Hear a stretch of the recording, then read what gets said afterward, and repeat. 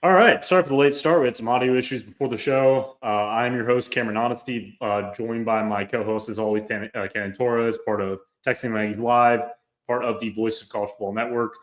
We missed last week. Both of us were very busy with things going on. We didn't have a ton of news to cover either way, which was good. Just the start of, a couple of days before the start of preseason practice, fall practice, whatever you want to call it. But this week, obviously, it started off with a bang on Sunday afternoon when Texas A&M landed their first 2027 commit in four-star quarterback, again, out of Georgia, which has become a trend there. Jayce Johnson, who you and I have talked about over the last month or so. You've watched him in camp. This is one of the more elite arms in the class. I'm going to be honest.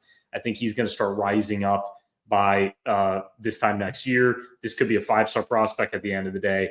A&M really, really wanted to get in early on this kid who, has a very bright future ahead of him. He looks like a future starter, kind of like how we see 2026 commit Helene Kasuga look.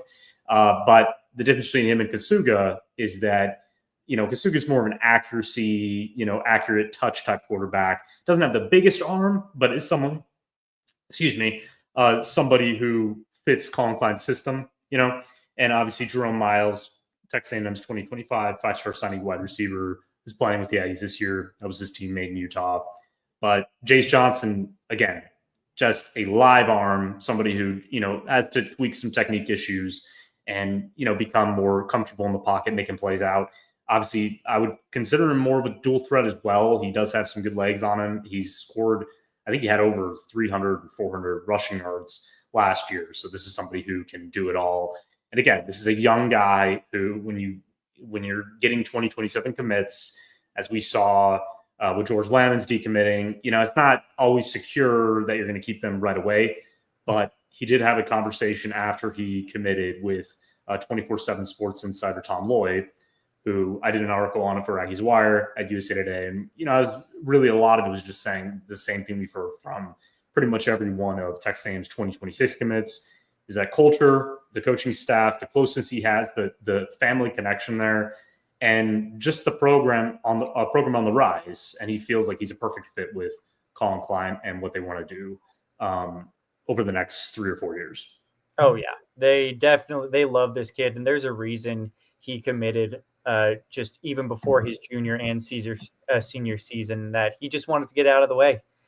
He knew after visiting A&M this summer that, hey, this was the place to be. And we saw that momentum rise over the summer. There were a lot of preludes to it. I know we've seen some national people kind of take the charge of covering it, myself included.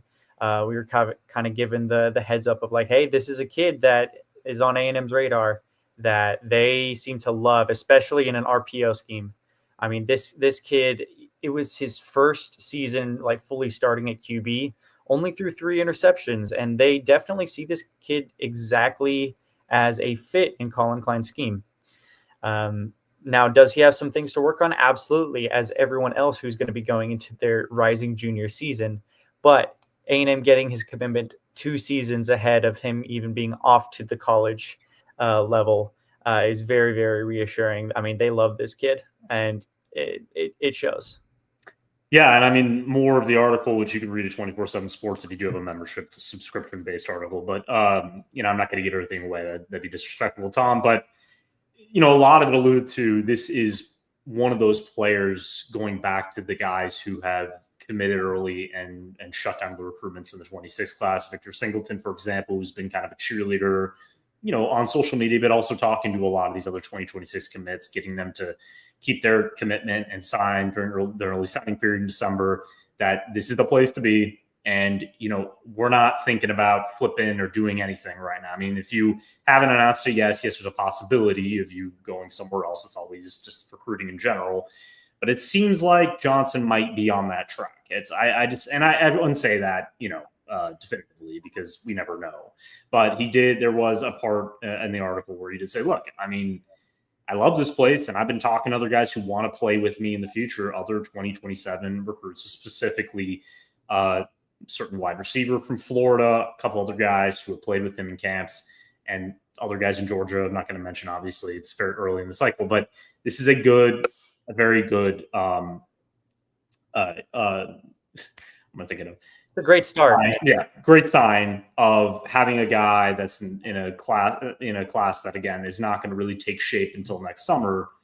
Saying things like this because sometimes you get the rah rah, I love this place, but you don't really get in depth with a lot of these guys. It's like, they just wanted to sign something or not sign. They wanted to commit somewhere, get the ball rolling, and they're still going to take other visits, and that's guaranteed almost with Johnson. We've seen that with other A&M commits that look, they're going to get other offers.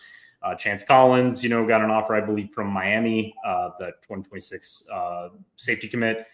And so, you just got to, that's just how it is, right? But right now, I think that this is a very good sign going forward that Jayce could just be the first of another very successful class because, look, this coaching staff has a lot on their plate right now. They've got preseason practice we're about to get into.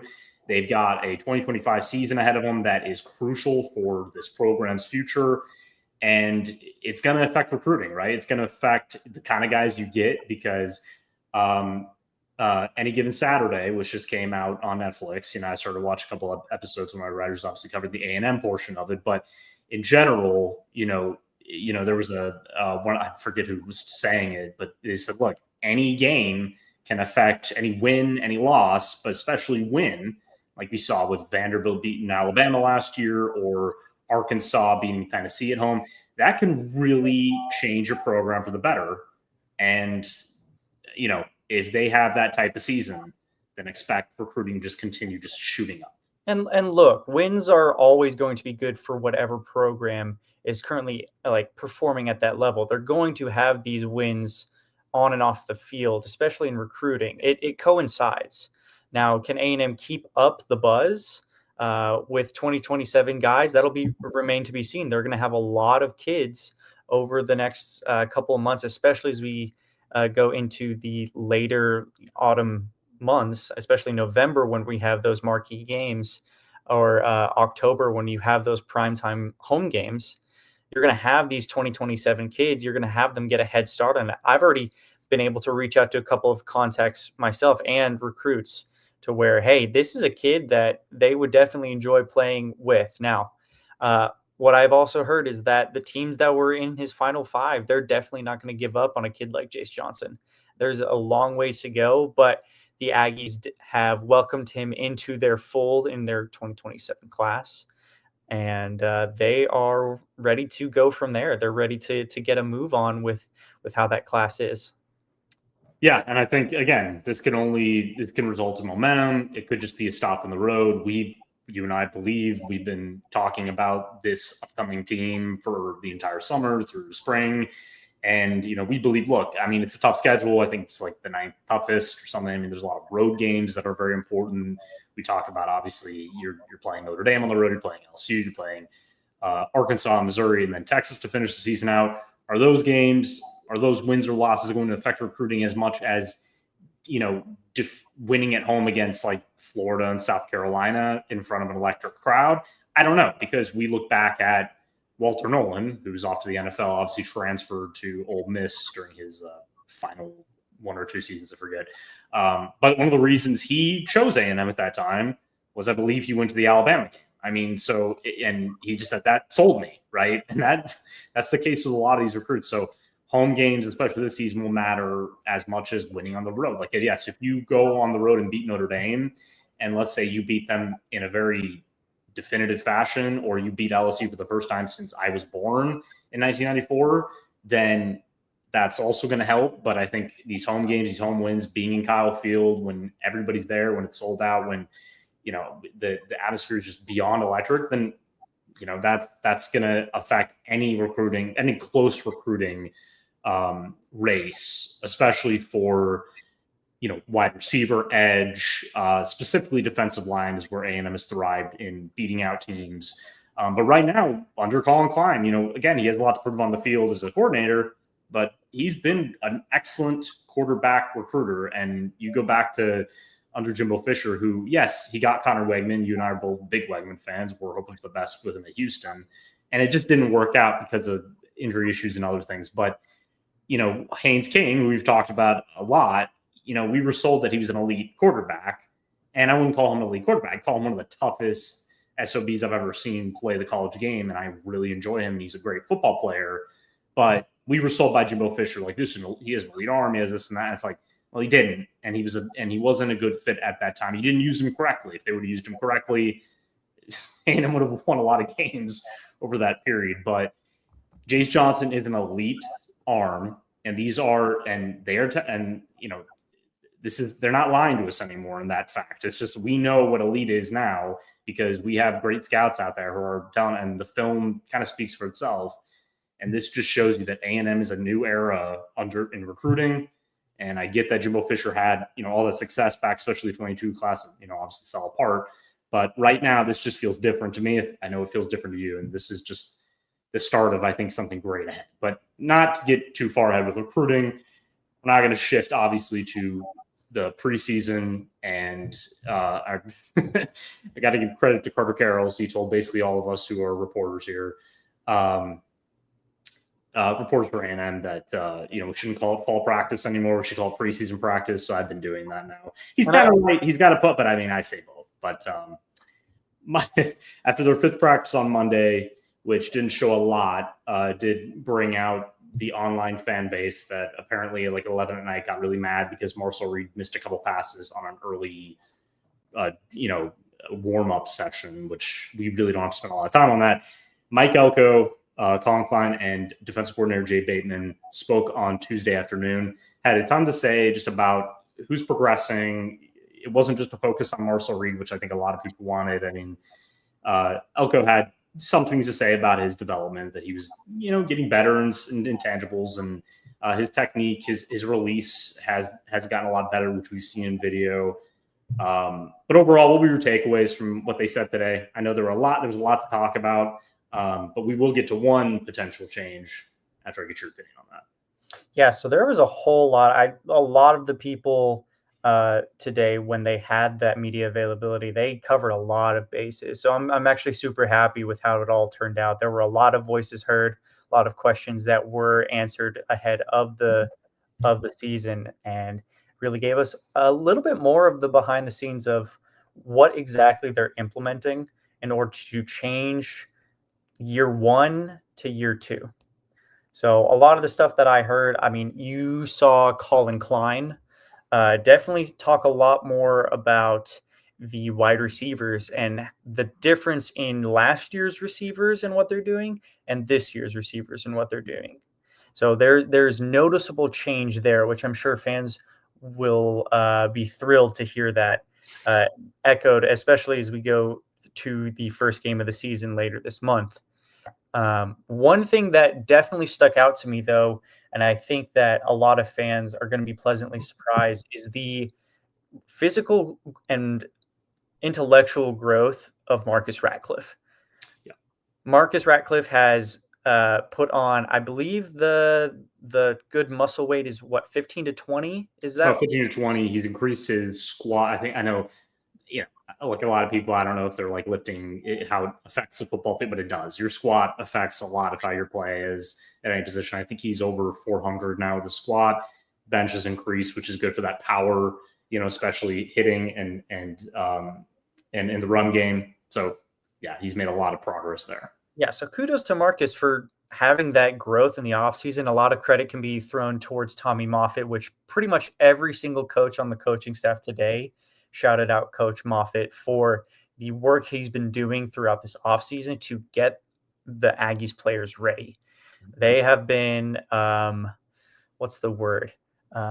preaching that the Moffitt method has entirely been implemented and is working, and you can see it paying dividends in players like Ratcliffe and another player like DJ Sanders, which I have heard that he, and I believe the exact quote from it was either Jay Bateman, the defensive coordinator, or Mike Elko, saying that DJ Sanders has one of the higher ceilings and his potential is pretty much unlimited in the Aggies program. Yeah, and I believe also at the end of Elko's presser, he was asked about some of the defensive linemen who impressed. Dylan Evans, who he had challenged to take one of these rotational spots has really stepped up. That's very good to hear. I think a lot of people, our pal Landon Rosso years ago, when Dylan Evans was close to committing, we were having deep discussions about this and just his future with A&M.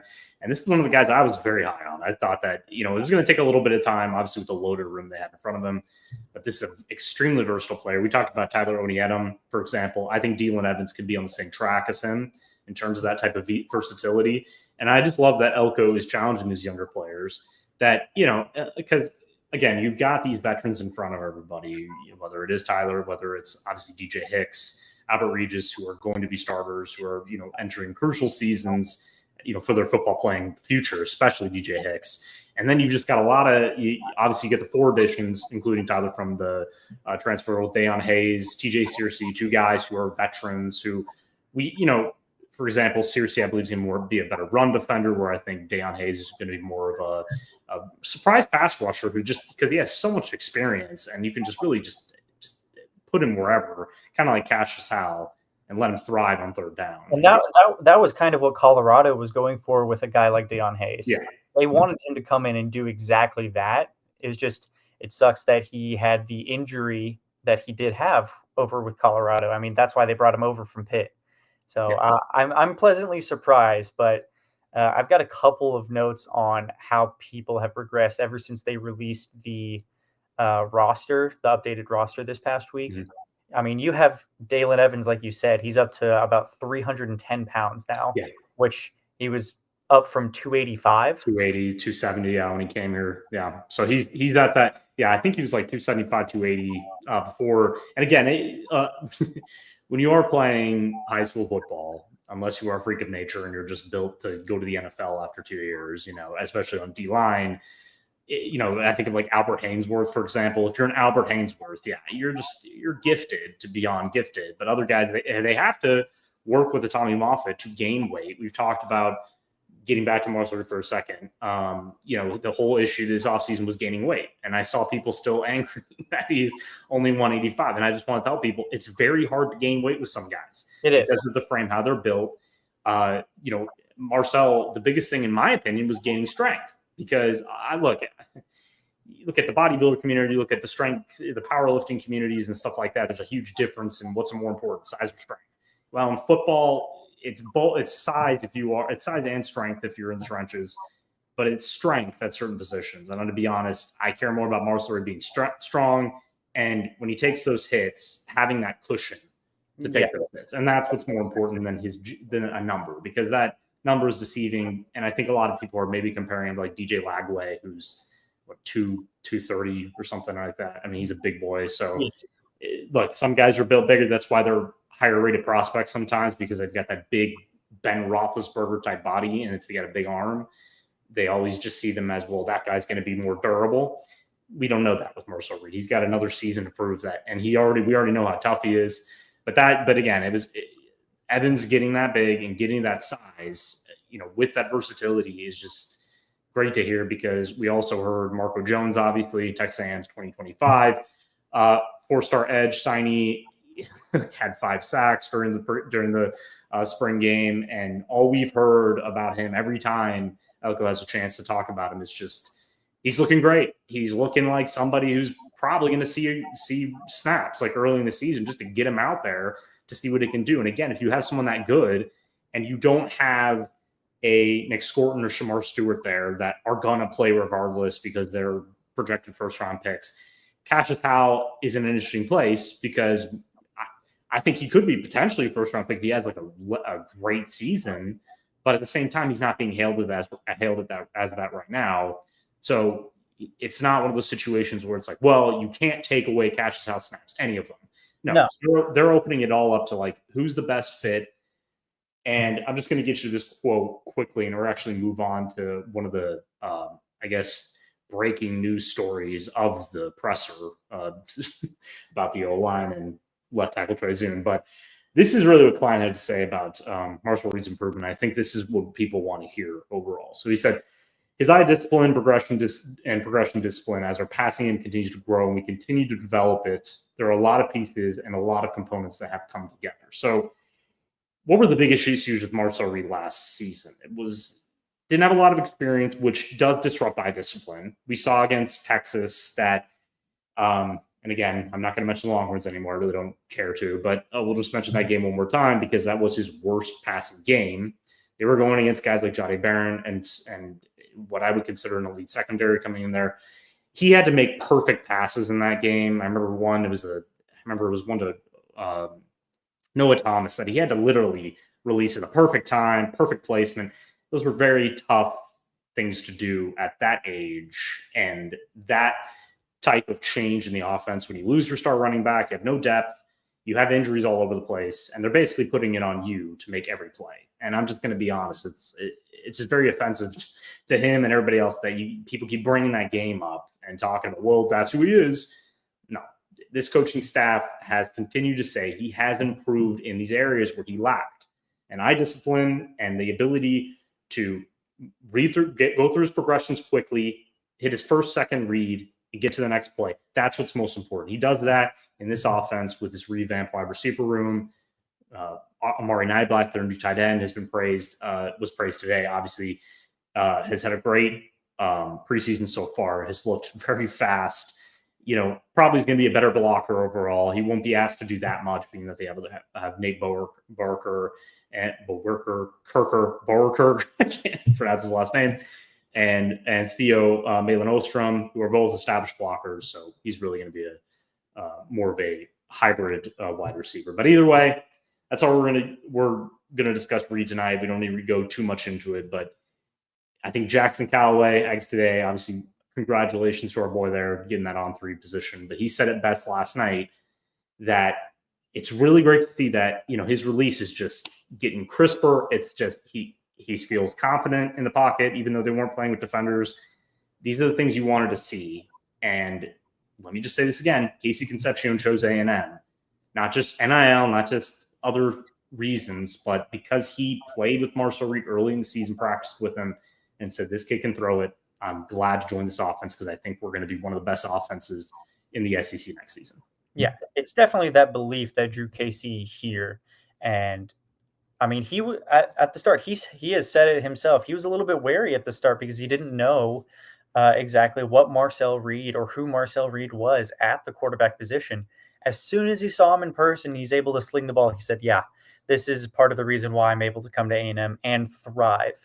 Not just come here and be a run-of-the-mill wide receiver like he originally was going to be at NC State, but he's trying to come here to play at the top level in the SEC with a quarterback like Marcel Reed. I mean, he had options to go all the way around. He had options to go to Alabama with their projected starter in Ty Simpson. He had a chance to go to Colorado, Miami. Those were teams that were calling up his number. And I mean, do you want to go see all the proven talent? I know people like to hate on Carson Beck a little bit over at Miami now, but he does have a body of work as a passer.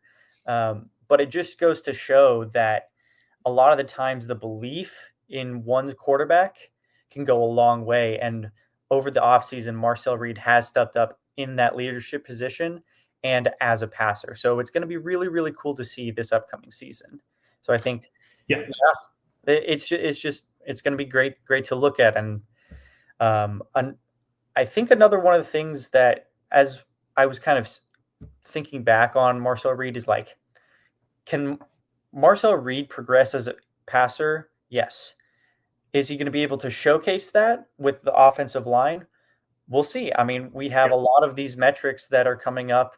I know PFF has a lot of grades in the run game, but can he step up and have a pocket that to have that much time left? I mean, we saw today, Mike Elko said even 3 different offensive linemen have been getting snaps at center over in the preseason. So kind of your thoughts on where his comments were with that. I mean, what was the most surprising about that?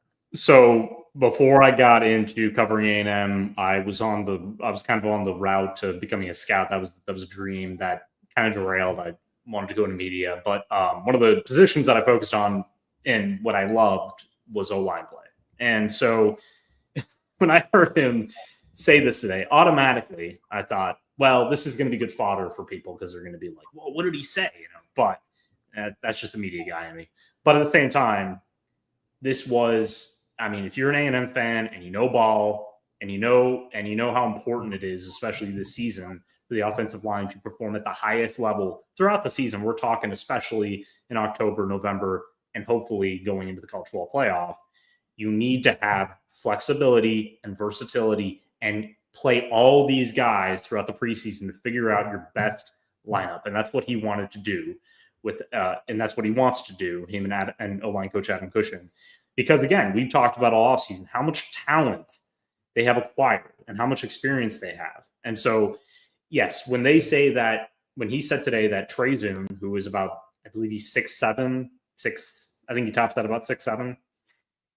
Obviously, their starting left tackle is presumed to be their starting left tackle, is taking snaps at center with Mark Naboo and Koli Fayau. Yeah, it's going to raise eyebrows, right? Because I did see a funny comment of saying, how's Marcel Reed going to see over the line? I was like, okay. He's not going to start at center. That's not going to happen, okay? If he does, then color me and you and Ken shocked beyond belief, okay? But the fact that he can play center, the fact that he can shift inside at one of the most important positions in terms of communication and keeping that pocket clean for quarterbacks, like we look back at Tom Brady, what the one thing he hated was pressure up front. You know, he could take edge rushers, he could move up in the pocket, but if he played Vita Vea at Tampa Bay before he played for Tampa Bay, he hated that guy because he just submerged that pocket and Tom Brady wasn't athletic enough to get out. Now, granted, Marcel Reed can, but that's a different story. But this is great to hear because it further solidifies that tackles Demetrius Crownover and Ruben Fatherly, who, yes, Ruben Fatherly is still on his team. He's still highly regarded, and he's still highly skilled. The poor guy has been dealing with injury issues throughout his entire Aggie career. But you and I have talked about that Will Anderson, one of the best pass rushers with the Houston Texans and in the NFL, who used to play for Alabama when A&M defeated Alabama during the 2021 season. Anderson was on that team. Nobody could block him all season except for Ruben Fatherly. That's it. Nobody else except for Ruben Fatherly, who I don't think he had a lot of sack all game. So we know how talented they are. I've been talking about at Aggies Wire. Others have said, Demetrius Crownover is a potential second, third round pick. This is a guy that a lot of scouts will be watching. Elite size, one of the better pass protectors, and could be a force in the run game. So you need to play all those guys throughout the preseason. Figure out your best lineup. You've also got guys like Ashton Funk, obviously a six signee, or I believe with 6 signees in the 2025 class, led by Lamar Rogers, who most likely is going to be starting for this team by next season. You got to figure out what your best lineup is, what your best rotation is, especially in the run game, right? Because you want to be multidisciplined. You want to get fresh bodies out there sometimes just to get that run game. If you are having a game like you did against Florida, where it's muddy, it's ugly, it's, guys are slipping, but you got to get fresh bodies out there. We saw TJ Shanahan, who's now with obviously Penn State. He started at center for most of the season, got hurt, but they had injuries there. Mark Naboo was lost for the year. And then Koli Fayau, who I think took over. That was kind of a blur now, but either way, they did the same thing last year. It worked out for the most part. This is not new, and I think he kind of had to remind the fan base, this isn't new. We've been doing this already, but this is just the smartest thing for what we want to accomplish on offense. Yeah, 100%. And I think there was a little bit more speculation on the side of like, hey, Trey Zoom at center, question marks? Yeah. No, hey, guys, you saw last year where they had to start almost 4 people at center due to injury. You need flexibility. Mike Elko has said it himself. You need flexibility on that offensive line, and you have multiple guys who are more than capable of being, P4 starters out there. You can go, I would want to say even 7 deep on that offensive line. You're going to want guys to be able to be out there. You have an influx of talent on that offensive line this year, and national media knows that too. Now, depends on who gets that start the first day at UT or when UTSA comes to town. But hey, I expect Trey Zoom to be in his natural position, not a center. I think the biggest position battle is going to obviously be Mark Naboo and Koli, because you've got obviously Naboo coming off of the season-ending injury. He's had injury issues in the past. it's not an issue that he can't stay healthy. He's been in just bad situations where, I think it was against Auburn early in the season, a couple seasons ago. And then it was against Notre Dame last year. But the poor guy's just getting in, where someone's falling on him, or he's just getting tangled up with somebody, or it's just the wrong movement. But look, he's 100% healthy. We've talked about, obviously, Texas A&M's running back room is led by two guys who have had their own injury issues. So this team, and I do see a trend with some of the more BAS type fan base centric people who, they're not extremely negative. They're not excited for the season, but they just feel like some of the star players we've been hailing and talking about all offseason have had injury issues, right? And I get that. I understand. But the whole point of media allowed practice film that we've gotten, and I've been there in the past, and it's, you're trying to capture these type of players, how they're looking in certain plays. We've seen Ruben Owens, for example, as a receiver, looking very quick. He's changing direction well. It was the same thing with what we can talk about a little bit after this is Jerome Miles, A&M's obviously 5-star wide receiver, who, this is the first time in a while that he's being able to have a full practice. And Mike Oko talked about it today. He said, look, when he committed to us, he wasn't playing football. He was recovering from an ACL injury, right? He ran track, but he was smart to say, look, that's straight line running. We're not asking him to change directions. We're not asking him to do those things where, you got to use your knees and your balance and all those tendons and everything's kind of twisting. And you don't want to do that so early to where you're gonna be backtracked. You're not gonna be able to practice in the preseason. You're really not gonna play. But last night, again, we were talking about the early portion of the throwing session with Marcel and Miles O'Neill. And look, I'm going to be honest, it's going to be hard to keep him off the field if this is what he's looking like so far, because he looks like he already looks like an established route runner, in my opinion. He's got excellent hands. He's got great vision from what I can see. And he's still one of the faster players on this roster. And this is a man beater on the boundary who, unless he's going against one of the top cornerbacks, it's going to be hard to outrun him. So they've got a lot of decisions there, but I think that was the one player outside of, obviously, Concepcion. Mario Craver looked fantastic all week. There was a video, I actually wrote an article about it, talking about Tyreek Chappelle's kind of, his injury issues in the past, but now he's looking quick. He was one-on-one with Mario Craver, who's considered probably the quickest player on this roster right now. And yes, Craver made the catch, but Chappelle didn't make it easy. And that just shows you that obviously this competition is getting fiercer. I think leading up to the scrimmage, I believe it's this weekend, it's going to be you want to see the run game do well, obviously, and you want to see the defense have a decent showing. But yeah, and obviously you want to see that speed of wide receiver.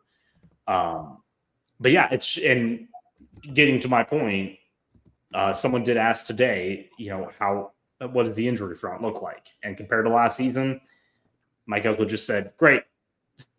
Which I think that's the way not to jinx it and knock on wood. It's just one of those situations where this program has been devastated by injuries that have really ruined their seasons, in my opinion. I think Ruben Owens being out kind of ruined their offense completely. I think that I still think to this day that if Ruben Owens was on the end of that pass against Notre Dame in that opening drive that Connor Wigman throw, I think he would have caught that ball, and I think they probably would have scored a touchdown, and this season maybe would have changed outside of obviously Wigman dealing with a shoulder injury.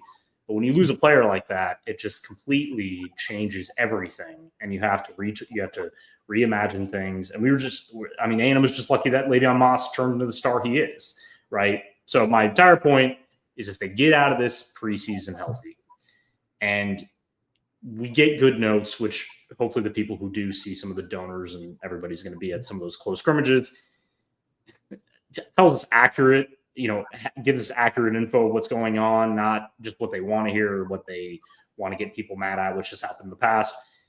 I think that they're on a very good path going forward because we're going to talk about it obviously later. Hopefully we're going to have somebody on the show to preview Notre Dame sooner than later, but getting let's just say this: getting out of preseason healthy and then facing UTSA instead of Notre Dame to open the year is great news. Yeah, that just putting it plainly, that's the story. Is you aren't playing Notre Dame night 1 to start the year. With You're not all playing, the media talking about you. You're not playing in week 0. You're not. You are actually starting the season with something that you can get your competition right. Yeah, I think that's why they're doing it. I think that's why, he was very free today, right? That's what I heard from Mike Elko.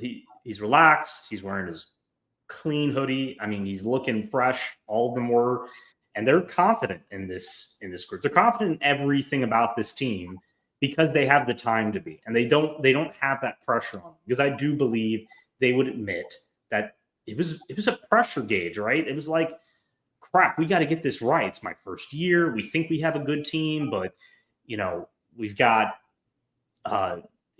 issues on defense that we're not sure about. We don't know what our secondary is going to look like. We don't really know what our running back room is going to look like. Obviously, when Owens went down, we have to, again, like I said, we have to reimagine that.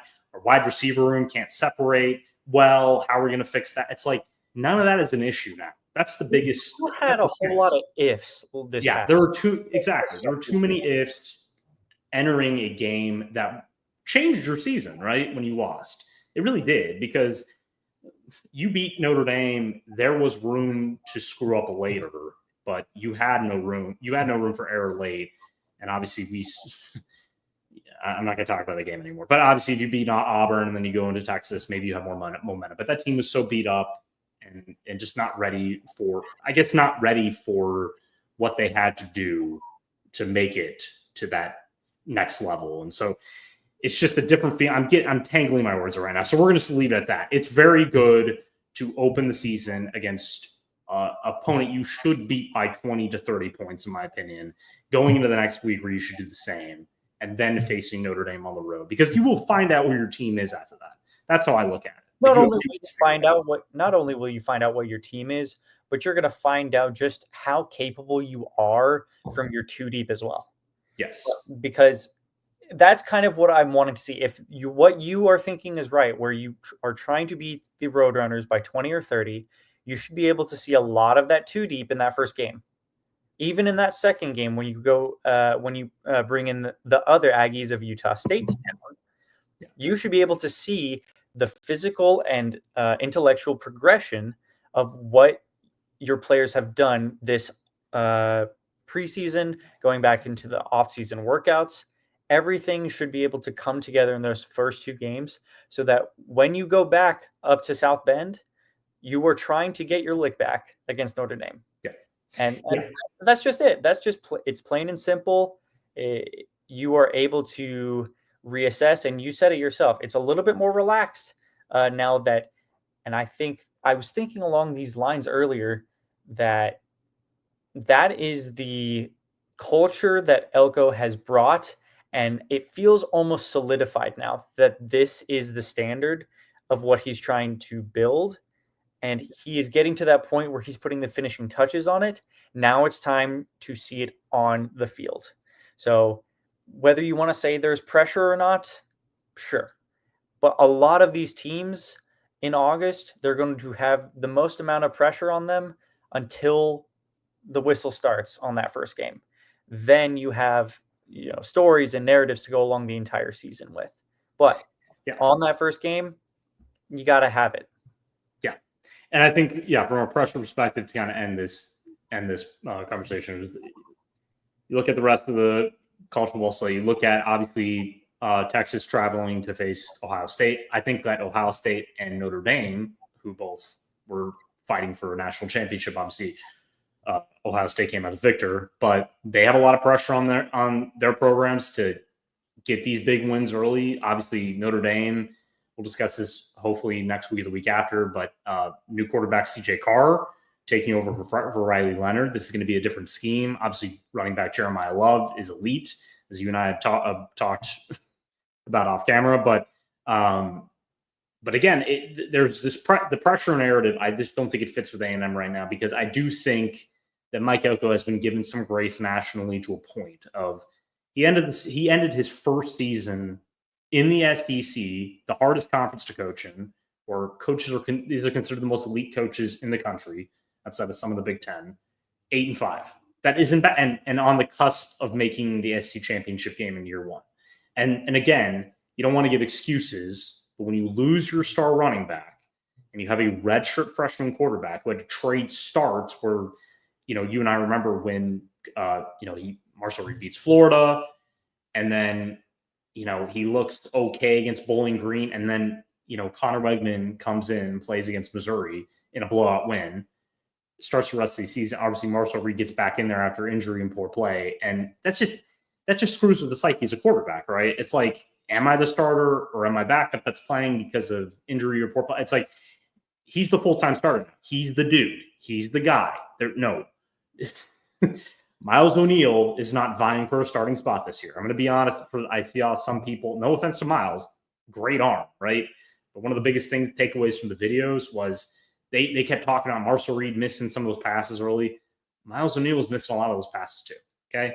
It happens. So let's not do that. But that helps Marcel Reed tremendously, psyche-wise, of entering in a system he now understands, better weapons around him, and complete confidence in that running back room behind him and that offensive line in front of him. And I think that strategically, him talking about the O-line that way was also a way to say, this is how much we believe in this O-line. We believe in them so much that we're going to tinker with it, and we're going to figure out because we want to be the best running game in the country this year, right? And we want Marcel Reed to be that true dual threat quarterback. So this is what we've been doing all preseason to figure out the best way to win these crucial games.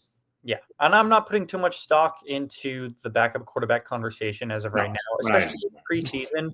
I mean, you brought in Jacob Zeno for the amount of experience he has had in college football. I mean, this will be his 7th season in the college football ranks. You brought him in for that experience, whether that means it's getting that backup spot or whether that means he's in the competition to try and make Miles O'Neill or any of these other quarterbacks on the roster better, so be it. You don't have to even name the backup right now. Yeah. I mean, let's be honest. Like, we knew it was going to be Marcel Reed, his job, going all throughout this offseason.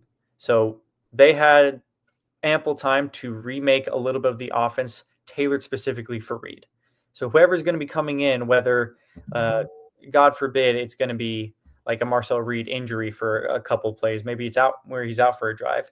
You just need that solid overall consistency in that backup spot to where they can come in and handle the ball.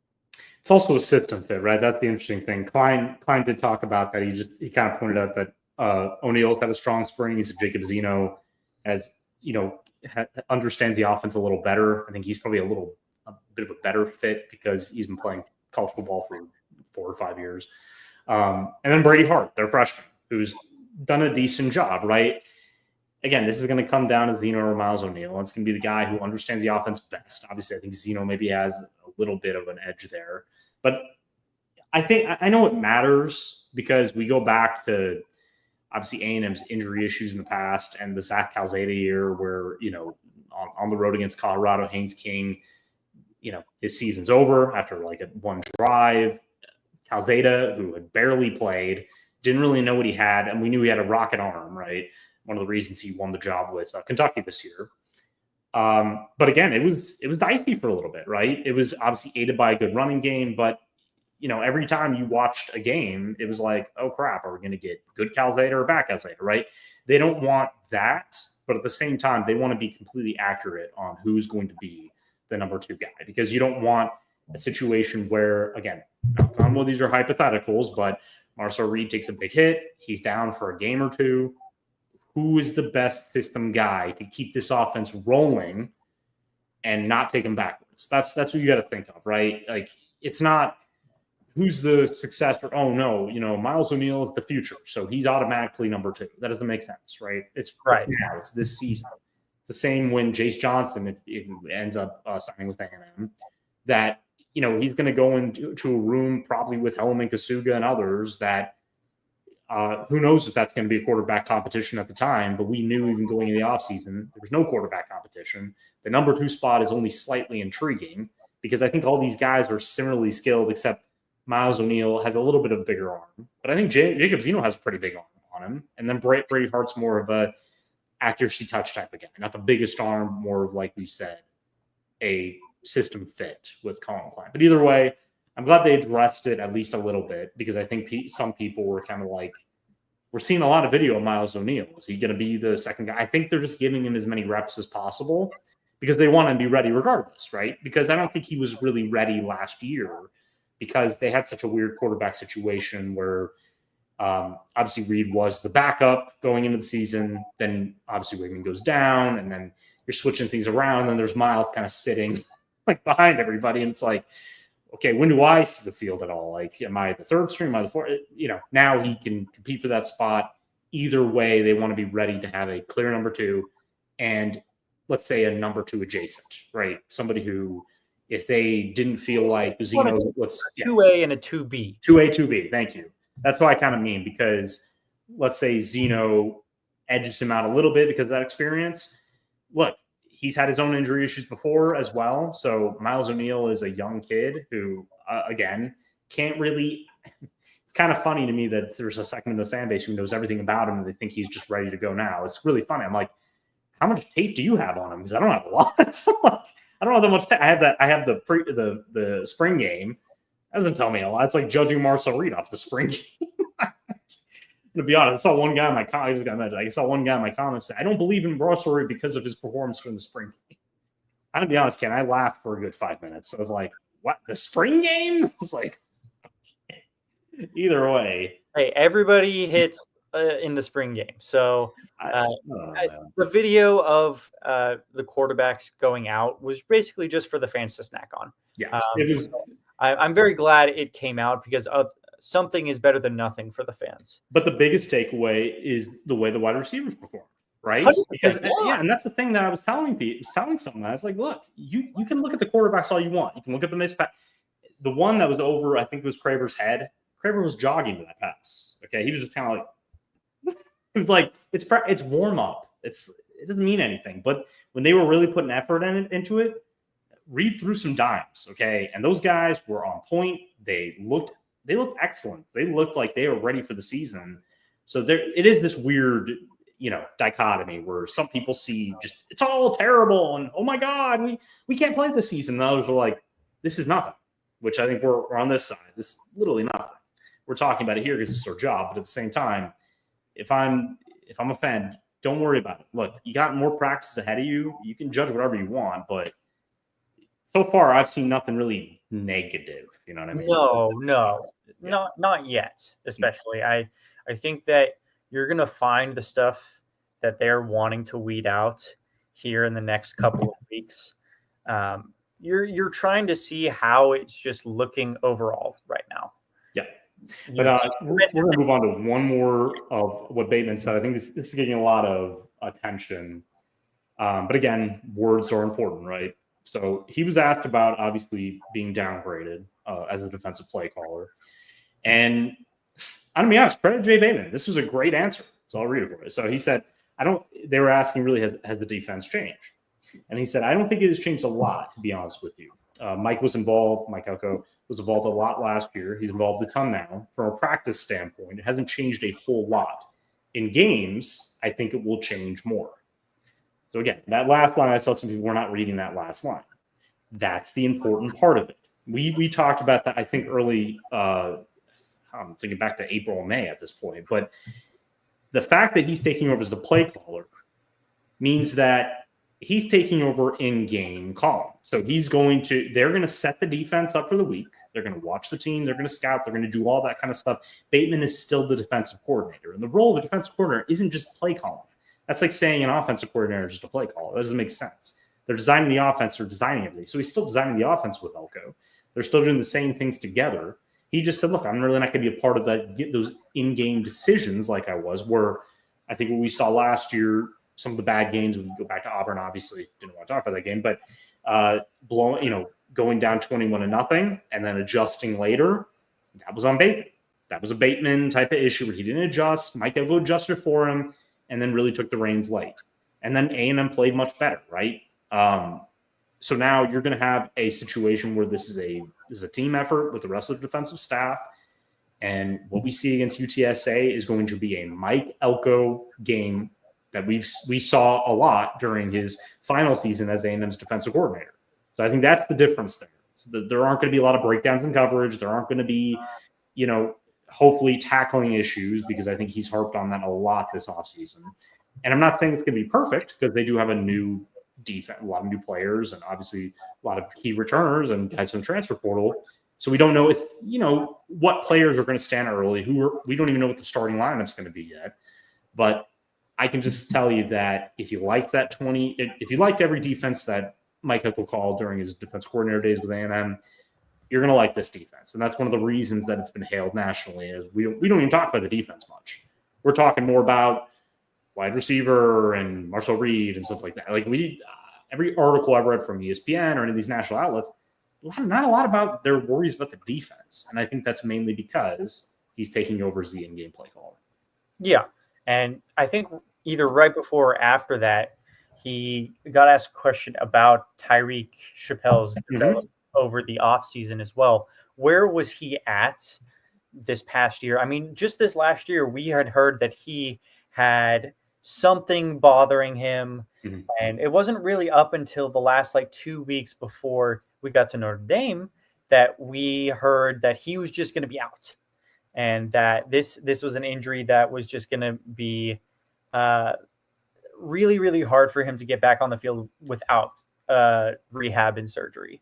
So going this entire calendar year where he has all this time under Mike Elko's tutelage for the defense, I think is going to be really, really massive for him. And Jay Bateman said it himself. They've worked him out at nickel. They've worked him even on the outside. They are really, really high on the comeback that Tyreek Chappelle is going to have this season. They've already locked in that Will Lee is most likely going to be one of the starting outside corners. They're trying to see just exactly who's going to be that other one on the outside. They have created that competition in that DB room because of how last year ended, with how, I'm going to put it plainly, horrendous the defensive coverage was from the DBs at the end of last season. Yeah. So I'm really, really happy with the comments that were made about Tyreek Chappelle. I always thought the world of him when he was brought on as a prospect to A&M. I thought he was this guy who was just properly rated. He would come in and give you consistent reps at the DB position and never give you less than 100%. Yeah, and I mean, he basically said it was a huge blow to us last year. And I mean, when you say something like that, that's the thing. Tyreek Chappelle, outside of Aggie fans, the coaches, us, everybody in Aggie media, don't really know a lot about him. If you said Tyreek Chappelle to a national reporter who covers college football, for example, maybe even SEC, they're probably going to be like, is he a linebacker? I mean, I'm going to be honest, because he's not a standout star player. I think mainly Will Lee obviously was a representative at SC Media Days. He's got a lot of swagger. He's a loud guy. He's very vocal in that way. Defensively, he wants to be the best at his position. Tyreek Chappelle is a more quiet, kept to himself guy, and Philadelphia native. One of the better corners performing, probably the best corner they had a couple seasons ago. And again, it's just been injury issues. And I think I'm glad that they talk more about him. I'm glad that we've tried to talk about him as much as Aggies Wire we try to talk about him here. He's that important to what they want to do. And I'm glad that some of the reporters there were asking about that, because he's looked excellent and he looks back to form. And when you are going one-on-one with these new wide receivers and keeping stride and almost getting PBUs and looking as fast as them, that's a good sign, because, again, you're not going to face Mario Craver and Casey Concepcion and Jerome Miles on game day. You're not going to face wide receivers like that all the time. LSU, obviously, and a couple other teams are going to have some really good wide receivers that you're going to face that, could beat you in coverage. But right now, his importance in the middle of the defense, his intelligence, it's just so key to what they want to do. It's so important. And like you said, Mike Elko getting back as the play caller, really playing chess with that defense is going to hopefully produce excellent results. Yeah. He's going to know exactly what Mike Elko is going to want to do on that defensive side. Mike Elko has said it himself, and I'm going to read the quote, that Tyreek Chappelle is the best cover guy that we have in the secondary that can play in the slot, and that matters. That emphasis on that last part, and that matters. They had to change the entire scheme last year, and I believe it was Carter Carl's representative over at 247 who does great work. We've had him on the show. Hopefully have him on very soon. He's been very busy, obviously, but so it is really, really good to see that. And it goes to show just how big of a blow it was this past season when he went down. It's tremendous because I think people think of cornerback and they think an outside guy cover. I mean, slot right now, especially in the way college football offenses are changing, man, is important. And I don't want to get in the technical aspect. We're about to end the show, but when that area is covered, you think of Julian Humphrey, who's considered one of the fastest players on this team, who could earn that number 2 spot, both him and Willie on the outside. You've got guys like Javon Thomas, Bravion Rogers, who I talked about in an article earlier this week that really need to kind of step up, but they just add immediate depth. And you've got a room basically that has a ton of talent, and then led by Tyreek Chappelle, who's just got a ton of talent, but a ton of experience, and just one of the smartest players on this team. So and it's going to help the safety play. It's going to help. It's going to help every aspect of their secondary. He just needs to stay healthy, and I think that I'm blanking on the young man's name. Washington transfer. Jordan Shaw. Thank you. No, until I'm tired. Having Jordan Shaw as a direct backup, who could start for most teams in the slot. I'm going to be honest. Again, didn't have that last year. That's all I'm going to say. Didn't have that last year. You had a lot of question marks there that were exposed by teams like Arkansas and teams that shouldn't have had explosives against you, but did because you had a problem there. Now, those teams that you're supposed to be, those teams you are supposed to have an elite defensive showing against, that shouldn't be a problem if Chappelle stays healthy throughout the year. Because and that's personally, that's what I'm most excited about to see, because especially, and we'll talk about it obviously the week before the game starts, but against UTSA, I want to see how the secondary looks, because I know what UTSA is going to try to do, because I know that A&M is probably going to stop the run. They're going to be throwing, and I want to see just how elite this group can be. Yeah. Okay. I guess we'll end the show on this. I was thinking back on it. Who do you think in the running back room is going to catch the most passes out of the backfield this season? It's interesting, because I would say Ruben Owens, because I just think that the way they've been using him in practice, the way that we saw him in high school, really he can do it all. He was, I forget the player he was comped to. Zach Charbonnet is one of the guys I kind of think of, just like, long-legged, just a freak, like a gazelle with power out there. The way he ran in high school, that's on its way to coming back. Like, look at, he was, and by the way, him and Le'Veon Moss were named to the Doak Walker watch list. So that's just telling the kind of confidence they have. But I do think it's Owens. It could be Amari Daniels, though. But the name that, again, Jamarian Morrow, who is one of their freshman backs. I've heard a lot of people say, look, this kid could be a Devon Achane type of mover where, he kind of surprises by getting reps early in the season. And he's just so elite. He's such a versatile athlete. That's someone I could see they use in certain packages. But right now I would say it's going to be Owens and possibly Amari Daniels, because I do think he has that ability. And he is one of those guys who, because with more added depth, he doesn't have to take over as that 3-down back like he did at the end of the season, which he's just not that guy right now. You got to really use his skill set. So I think he's kind of a dark horse to be the leader in running back receptions. Well, you heard it here first. Those are his predictions. Yeah. We'll say last minute, he did give an update. We have to do this. Dalton Brooks, who was arrested on it was a vehicular charge, and we're not going to get into it, but Mike Elko did give an update.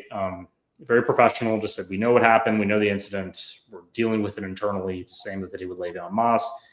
Hopefully we'll shed more light on that. But right now, I think Brooks is still practicing. So we don't really get on that, but just had to say it. So, okay. Yeah, I think we really covered everything tonight. We got it's the thing with preseason practice. It's very hard to gauge what's really going on progress-wise. But like we said, I think the biggest standouts were wide receiver. I think the defensive line is even deeper than we think. And obviously, we were just talking about that secondary, the drumbeat, as they say. It's getting louder and louder for how good this secondary could potentially be because they've got speed, they've got Tyreek Chappelle back, and they've got confidence. So we're going to end it today. Obviously, thank you again for listening. Obviously, we've discussed a lot to say. Those clips are going to be cut up throughout the week, and we will be back next Tuesday, hopefully with a guest. We're going to figure out if we can get one of the Notre Dame beat writers to come on here, discuss that game. Hell, we could have Carter Carroll's back. There's a lot of people that are on a list right now, but we're getting closer and closer to the season. 25 days away, I believe, August 5th right now. So we're ready. Yeah, it's going to be a fun time. I'm very excited to talk ball for the rest of the season, and it's going to be a good time, man. All right, guys, as always, like I said, we'll be back next Tuesday at 7 p.m. You can follow me at Cameron Honesty on X. Obviously, all my work at Aggies Wire, part of USA Today, College Sports Wire. And you can follow Cannon at Torres Cannon. And you want to plug your y'all can follow me over on X at Torres Cannon. I cover a lot of the recruiting and insider knowledge over for Texas A&M football and basketball. Overarching athletics. But if you want to read more, you can also follow me over on Patreon at Bell Tower Intel, covering a lot of the stories, especially as we hit the football season of our 2027 recruits heading onward as well. So you may see an update here in basketball as well as we go forward. But keep an eye out, Bell Tower Intel over on Patreon. Cannon's doing an awesome job there. As always, rest in peace, Ozzy Osbourne. As always, I'm going to be doing that after this show. So I'm a huge metalhead. So I mean, let's be honest. I cried when that happened. Didn't get to do that the last show. But yeah, and I'm just saying, man, it's going to be fun. It's going to be a fun season, I think, and I think I couldn't ask for a better co-host. So, okay, guys, as always, gig 'em, and we'll see you next Tuesday.